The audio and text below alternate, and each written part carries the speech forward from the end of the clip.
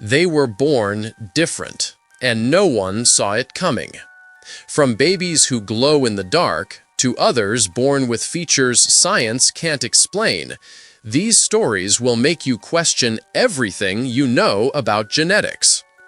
Doctors were speechless. Parents couldn't believe their eyes. Here are 10 of the most unbelievable baby stories ever recorded, and number 1 will leave you stunned. Number 10. Abby and Brittany Hensel. Abigail and Brittany Hensel were born on March 7, 1990, as dicephalic parapagus twins, meaning two heads joined to one torso. Their mother, Patty, expected to deliver one baby based on scans, so the delivery room erupted in chaos when doctors saw two heads. Each twin has her own heart, stomach, spine, lungs, and spinal cord. Each controls one arm and one leg. They were born with 3 arms, but one was removed as it wasn't functional. Doctors told their parents, Mike and Patty, that surgical separation was possible, but unlikely both would survive. Mike said, "How could you pick between the two?" So they raised both girls together. Abby and Brittany explained in a 2007 documentary, "We never wish we were separated, because then we wouldn't get to do the things we can do. Play softball, meet new people, run." Their anatomy is remarkable. 2 heads, 2 brains, 2 spinal cords merging at the coccyx, 2 hearts in one circulatory system, 4 partially fused lungs, 2 stomachs, 3 kidneys, 1 liver, 1 pelvis, 1 bladder, 1 set of reproductive organs, 2 arms, and 2 legs. Each twin manages one side of their body. Walking requires perfect coordination between 2 separate brains. As teenagers, they passed driver's license exams separately because state law required individual licenses. One controls the gas and brake, the other handles signals and lights. Brittany's leg is nearly 2 inches shorter than Abby's, so she walks on tiptoe, making her calf significantly larger. At age 12, they had surgery to correct scoliosis and expand their chest cavity. They appeared on Oprah in 1996 and were featured on Life magazine's cover under One Body, Two Souls. In 2012, TLC gave them a reality series following their college graduation, world travels, and careers as teachers. They became 5th-grade teachers in 2013 at Sunnyside Elementary in New Brighton, Minnesota, where they continue teaching today. They were given separate contracts and split one salary. Then, March 2024 brought shocking news. According to public records, Abby married Josh Bowling, a nurse and Army veteran, in 2021. One twin in a conjoined pair had gotten married. The news only emerged in 2024, and the twins quipped, "The internet is extra loud today. We have always been around." Abby became stepmother to Josh's daughter. In December 2024, they posted a TikTok recapping their year, including clips of Abby dancing with Josh in their wedding gown. Only about 1 in 200,000 live births result in conjoined twins, and dicephalic parapagus twins rarely survive into adulthood. Abby and Brittany are now 34, teaching, raising a stepdaughter, living a life medical textbooks said was impossible. Number 9. Lakshmi Tatma. On a Diwali night in 2005 in Bihar, India's poorest state, Lakshmi Tatma was born with 4 arms and 4 legs, appearing to have 8 limbs total. Her name honors Lakshmi, the Hindu goddess of wealth depicted with 4 arms. Villagers worshipped her as a divine incarnation. By age 2, she was famous across India, but the medical reality was far more complex. Lakshmi was one of a pair of ischiopagus conjoined twins where one twin was headless because its head had atrophied in the womb. What appeared as one child with 8 limbs was actually Lakshmi attached to a parasitic twin, draining her body's resources. Her parents, Shambhu and Poonam, were day laborers earning less than 40 rupees daily, less than $1. A circus even offered to buy Lakshmi as a sideshow, forcing the family into hiding. Doctors warned that without surgery, she wouldn't live into her teens. She couldn't crawl or walk normally, only drag herself around. Her heart and lungs worked overtime for 2 bodies. News reached Dr. Sharan Patil at Sparsh Hospital in Bangalore. He'd removed extra limbs before, but never seen a child with 8. After examining her, he knew this would be his most challenging case. The twins' 2 pelvises formed one combined ring. Each had 1 working kidney, though Lakshmi had a second necrotic kidney. Blood vessels tangled impossibly. The parasitic twins' spine and abdomen merged with Lakshmi's body. Nerves entangled. 1 wrong cut meant permanent paralysis. The hospital's foundation agreed to fund the $200,000 operation. For a month, doctors ran tests using MRI and bone scans to map every detail. November 6, 2007. Surgery began at 7 a.m., planned for 40 hours maximum. Over 30 surgeons worked in shifts. The actual cost exceeded $625,000, paid entirely by the Sparsh Foundation. The plan: remove Lakshmi's necrotic kidney, replace it with the twins' working kidney, tie off blood vessels supplying the parasite, reposition reproductive and urinary organs, amputate the parasite's legs, then cut the joined backbone through entangled nerves. Surgery lasted 27 hours. Doctors gave Lakshmi a 75 to 80% survival chance. Separation occurred at 12:30 a.m. Within a week, doctors held a press conference showing Lakshmi carried by her father, feet still bandaged. She was eating solid food and off the respirator. Lead surgeon Patil saw her staring at her limbs as if asking, "Where have they gone?" She spent a month hospitalized, then moved with her family to a school in Rajasthan, where her father got a farm job. I'm going to ask you a simple question. Are you a naturally curious person? If you're watching, I'm pretty sure the answer is yes. This space is made for people like us. To ensure you're always part of this community and receive all our latest discoveries, you just need to do one thing: subscribe to the channel. It's the best way to stay connected with us. Okay, now that you're part of our Legion of the Curious, let's move on to the next item. Number 8. Cyclopia. Babies born with one eye in the center of their face. Cyclopia is a real medical condition where babies are born with a single eye in the center of the forehead, or 2 partially fused eyes in that location. The nose is either absent or replaced by a trunk-like protrusion above the eye. It occurs in approximately 1 out of every 16,000 embryos, but most end in miscarriage or stillbirth. Among babies born alive, survival is measured in hours. Most die within minutes. The longest documented survival was 1 day. The cause traces to a protein called sonic hedgehog, which controls facial development. Around week 5 of pregnancy, this protein tells the brain to split into 2 hemispheres, signals eyes to migrate to opposite sides, and instructs tissue to form a nose and mouth. When sonic hedgehog signaling fails, the brain doesn't divide. A single-lobed holoprosencephaly brain develops. Eyes never separate, remaining fused centrally. Facial structures collapse inward. The result is always fatal. Several factors disrupt sonic hedgehog: chromosomal abnormalities like trisomy 13, maternal diabetes, alcohol consumption during early pregnancy. Then there's the plant connection.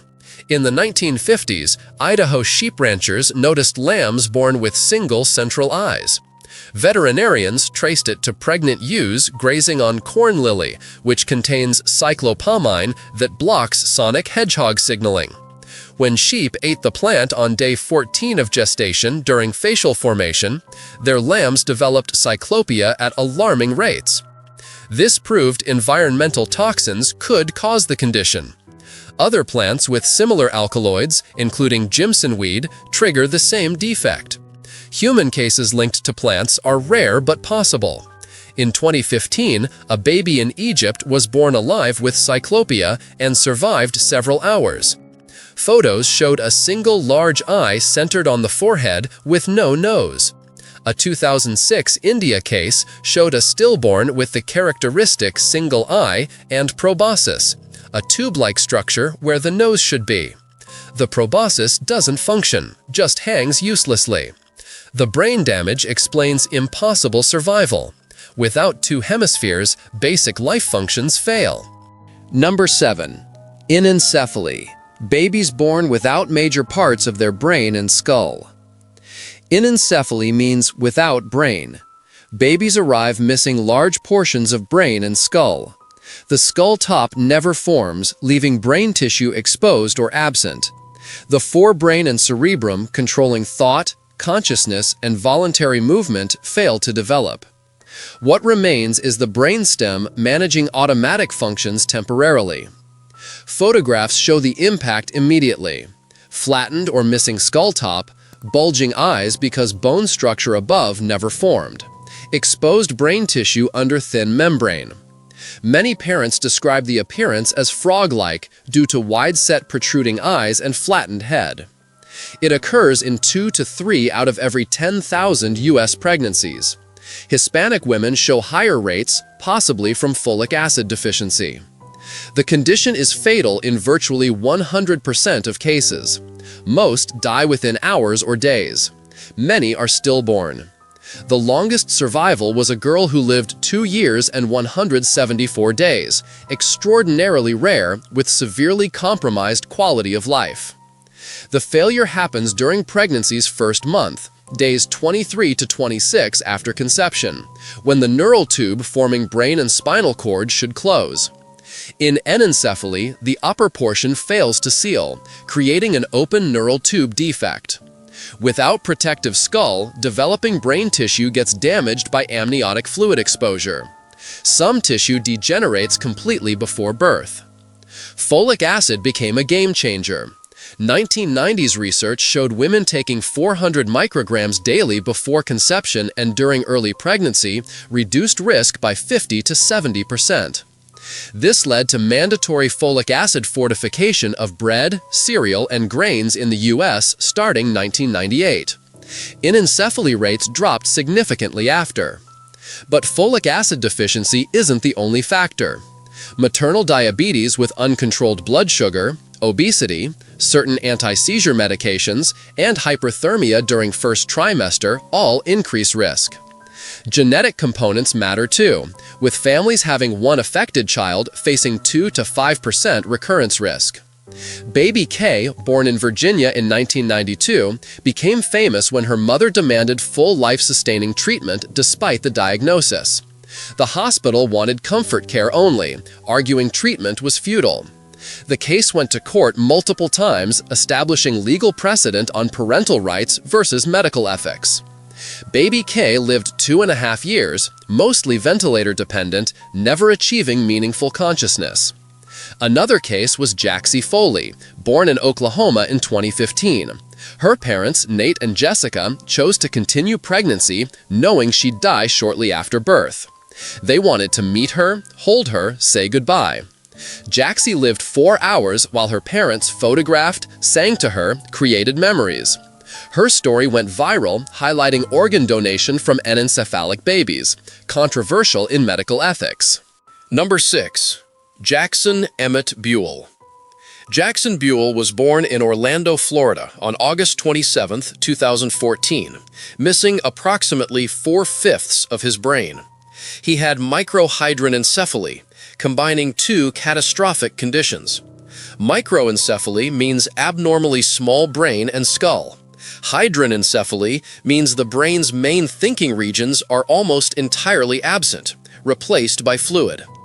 Scans showed portions of his right frontal and occipital lobes controlling movement, problem-solving, and vision had grown outside his malformed skull. Parts of his skull never formed, leaving brain tissue exposed. Doctors told his parents, Brandon and Brittany, he might live hours, perhaps days. They suggested compassionate care and preparing for the inevitable. But Jackson kept breathing. Days turned to weeks, weeks to months. His parents nicknamed him Jackson Strong and shared updates on Facebook. By late 2015, their page had over 200,000 followers. Donations exceeded $100,000 for his care. The family didn't sugarcoat reality. Posts showed brutal truth. Jackson had frequent seizures, depended on a feeding tube because swallowing was impossible, couldn't reach any developmental milestones.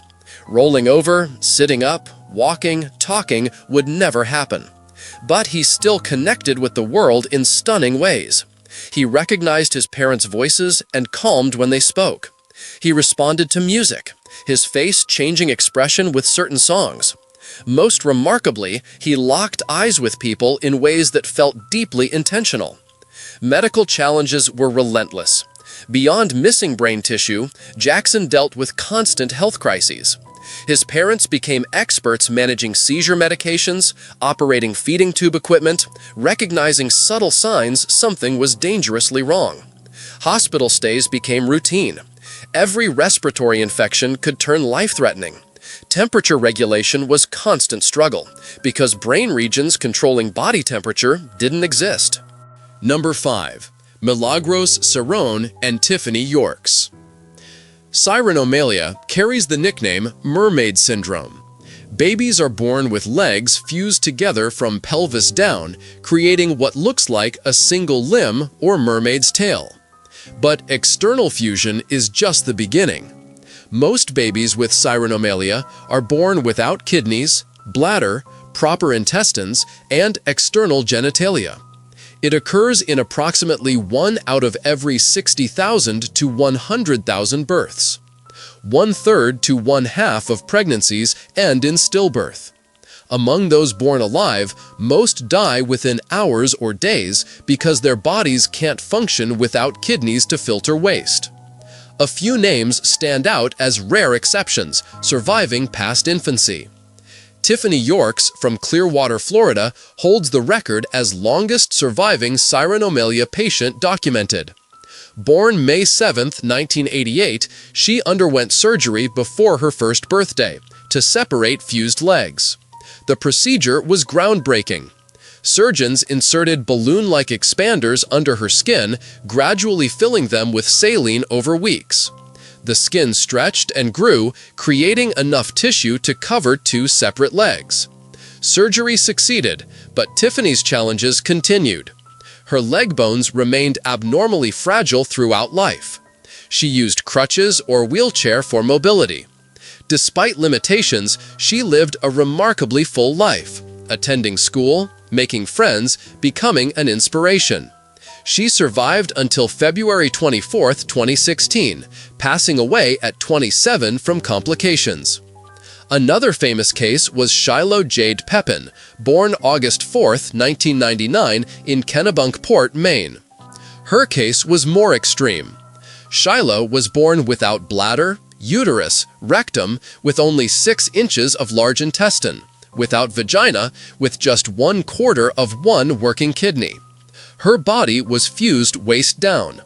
Doctors gave her hours to live. She proved them wrong for 10 years. Unlike Tiffany, Shiloh's family chose not to separate her legs. Medical teams warned separation might damage limited kidney function, and without kidneys, she'd die immediately. Shiloh lived her entire life with fused legs, becoming known as the Mermaid Girl. TLC produced a documentary following her family, bringing international attention. Shiloh attended regular school, made friends, showed personality that charmed everyone. She required constant medical care, including multiple kidney transplants as her single partial kidney struggled. On October 23, 2009, at age 10, Shiloh passed away. Then there's Milagros Cerrone from Peru, born in 2004. Her name literally means miracles. Friends called her the Little Mermaid.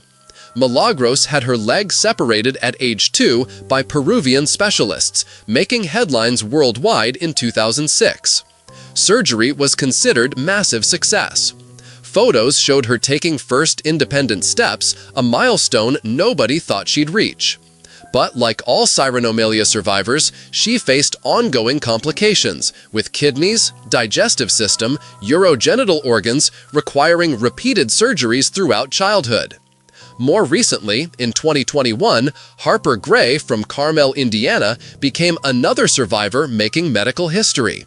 Her parents discovered the diagnosis through ultrasounds that also revealed just one tiny kidney and no way to eliminate body waste. Born May 8, 2021, Harper immediately underwent colostomy surgery and spent 33 days in neonatal intensive care. As of 2022, Harper had undergone separation surgery and was taking first steps, defying odds. Number 4. Babies with harlequin ichthyosis. Harlequin ichthyosis is a genetic condition transforming newborn skin into thick, diamond-shaped plates separated by deep cracks. The name comes from the pattern resembling a harlequin clown costume.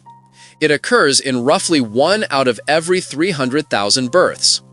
When these babies arrive, their entire body is encased in hardened skin, pulling facial features into distorted positions. Eyelids turn inside out, exposing delicate tissue. Lips pull back into permanent grimace. Ears look flattened or absent. Skin is so tight across the chest that breathing becomes a struggle. Decades ago, babies with harlequin ichthyosis rarely survived more than days. The armor-like skin prevented temperature regulation, made feeding nearly impossible, created countless entry points for deadly infections. Modern medicine changed that outlook. The breakthrough came with oral retinoids, medications related to vitamin A, helping skin cells develop and shed normally. When doctors start treatment within first days of life, survival rates jump dramatically. Babies spend weeks in neonatal intensive care. Medical teams work around the clock, placing infants in humid incubators to prevent dehydration, applying thick layers of emollients and moisturizers to soften hardened plates, monitoring for sepsis because cracked skin provides highways for bacteria. Around 6 weeks after birth, something remarkable happens. Thick plates begin peeling away, revealing newer skin underneath. It's not normal skin, but it's softer, more flexible, allows movement. One inspiring survivor is Mui Thomas from Hong Kong, born in 1992. She's now over 30, one of the oldest known individuals living with this condition. In 2016, she became the first rugby referee with harlequin ichthyosis. Another survivor who captured hearts was Stephanie Turner, the first woman with harlequin ichthyosis to give birth. Number 3. Runa Begum, the little girl with a 37-inch head. In a village outside Agartala in India's Tripura state, Runa Begum was born with extreme hydrocephalus, where fluid collects inside the brain and refuses to drain. Pressure built relentlessly, forcing her skull to expand far beyond natural limits. By 2013, when her story hit international headlines, her head measured roughly 94 centimeters around. That's 37 inches. A typical adult head measures about 22 inches in circumference. The weight was crushing. Runa couldn't hold her neck straight. Even sitting up became impossible. Her parents, Abdul Rahman and Fatima Khatun, survived on daily wages, barely covering food. Complex medical care existed in a universe they couldn't access. Everything changed because of one photograph. A local AFP photographer captured an image of Runa, and that picture spread across the internet like wildfire. It reached 2 college students in Norway who'd never met this family, never visited India, had no connection to Tripura. But they were moved enough to start a fundraiser. Money poured in from strangers globally. The campaign raised approximately $52,000, enough to crack open permanently sealed doors. Fortis Memorial Research Institute, a private hospital near New Delhi, stepped forward offering to treat Runa at zero cost. In April 2013, she arrived at Fortis in dire condition. Malnutrition weakened her body. A chest infection threatened her lungs. Stretched scalp skin had started breaking down, creating open wounds vulnerable to infection.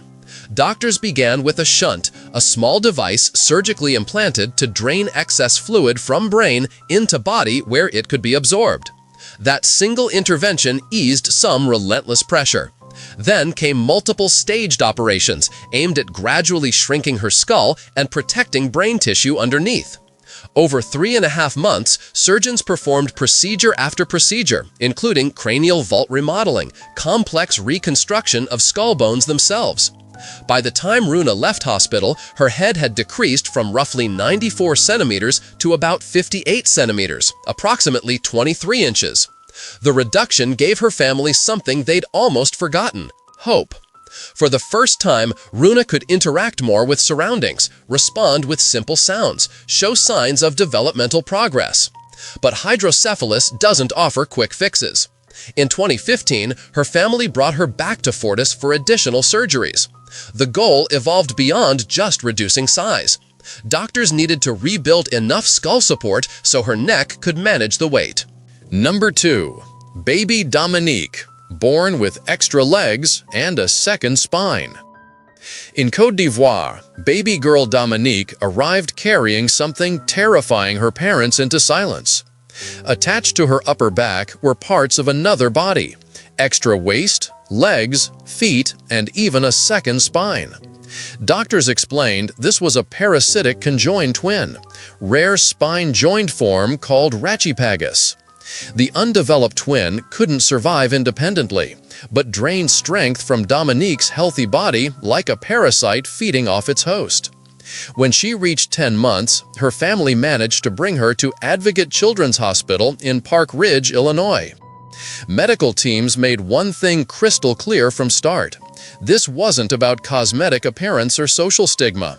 Dominique's heart and lungs were working overtime, pumping blood and oxygen for 2 bodies instead of 1. Her spinal cord lacked full bone protection, leaving it vulnerable. Waiting too long risked paralysis or cardiac failure. Before surgery, the team mapped every detail of her anatomy with obsessive precision. Dominique went through MRI scans, MRA scans, CT scans, X-rays, even a CT pyelogram. Using all that data, surgeons built 3-dimensional model of her spine and parasitic twins' pelvis, bladder, legs, feet, and toes. They rehearsed the operation repeatedly before stepping into actual operating room with Dominique on table.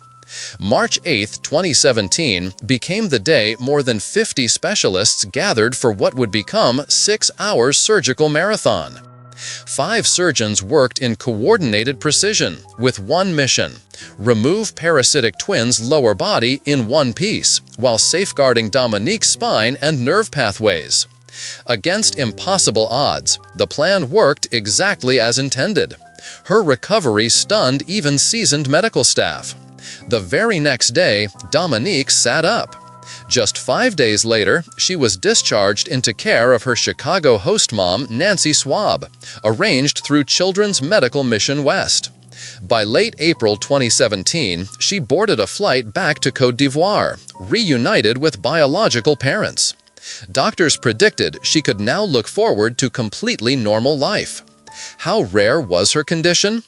Parasitic twins occur in approximately 1 out of every million births.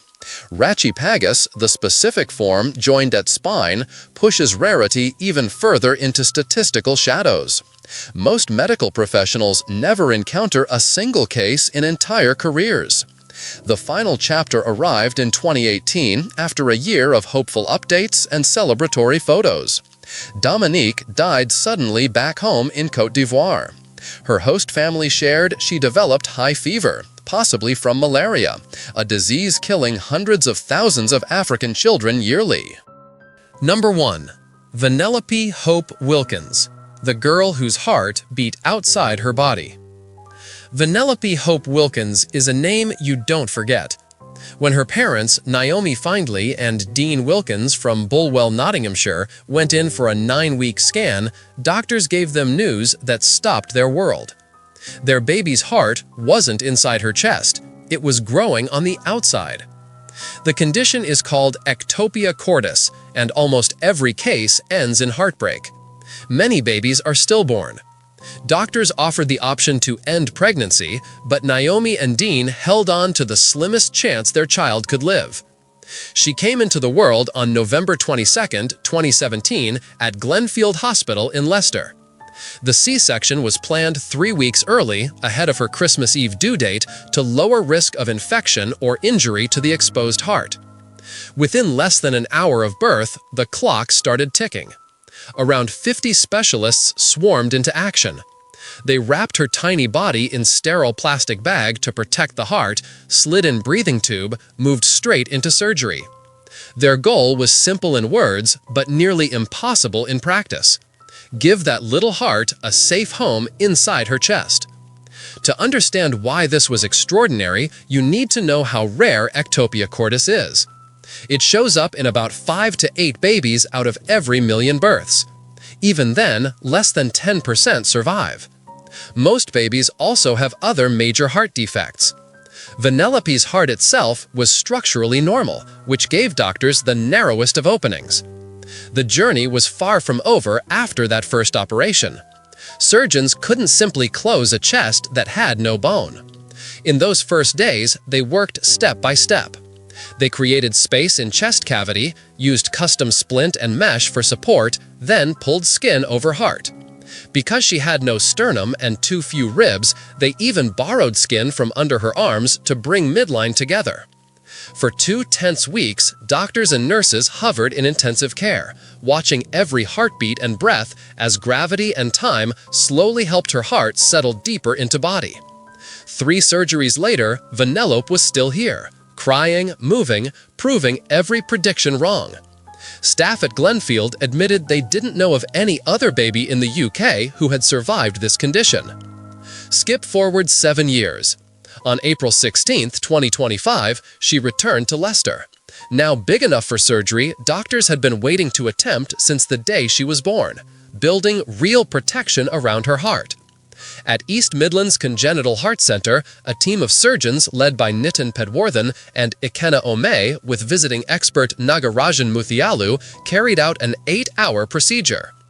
Still curious? Then don't stop now. The next mystery is already waiting for you. Just click the video on screen. I saved it just for you. See you there, curious one.